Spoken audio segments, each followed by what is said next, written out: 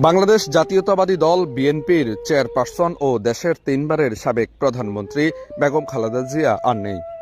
গুরুতর অসুস্থ হয়ে চিকিৎসাধীন অবস্থায় পুরো দেশকে শোকের সাগরে ভাসিয়ে আজ মঙ্গলবার সকাল ৬টায় রাজধানীর এভারকেয়ার হাসপাতালে তিনি শেষ নিঃশ্বাস ত্যাগ করেন। আপসহীন নেত্রী খালেদা জিয়া দীর্ঘ ৪ দশকেরও বেশি রাজনীতিতে সক্রিয় ছিলেন।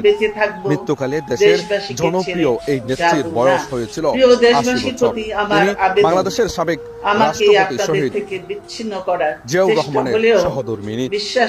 দেশ বিদেশে তথা দক্ষিণ এশিয়ার নারী প্রধানমন্ত্রীদের মধ্যে জনপ্রিয় এই নেত্রী আজ দেশবাসী, দলীয় নেতাকর্মী, ভক্ত ও অনুসারীদের কাঁদিয়ে পরলোকে পাড়ি জমিয়েছেন। শেষ সময়ে খালেদা জিয়ার পাশে ছিলেন ১৭ বছর নির্বাসনের পর দেশে ফেরা বড় ছেলে বিএনপির ভারপ্রাপ্ত চেয়ারম্যান তারেক রহমান, পুত্রবধূ ডাক্তার জোবাইদা রহমান, নাতনি ব্যারিস্টার জাইমা রহমান ও ছোট ছেলে আরাফাত রহমান, কোকোর স্ত্রী সৈয়দা শামিলা রহমান সহ পরিবারের সদস্য, দলীয় নেতাকর্মী ও শুভানন্দায়ীরা। সাবেক প্রধানমন্ত্রীর মৃত্যুতে দেশের রাজনৈতিক অঙ্গন সহ সারা দেশে এবং প্রধান প্রবাসী বাংলাদেশিদের মধ্যে শোকের ছায়া নেমে এসেছে।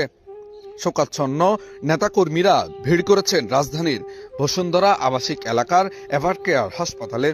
চেয়ারপারসনের গুলশানের বাড়ি ও রাজনৈতিক কার্যালয় এবং নয়াপল্টন এলাকায় দলের কেন্দ্রীয় কার্যালয়ের সামনে কান্নায় ভেঙে পড়েছেন তার ভক্ত, অনুসারী ও সাধারণ মানুষ সহ দলীয় ও রাজনৈতিক নেতৃবৃন্দরা।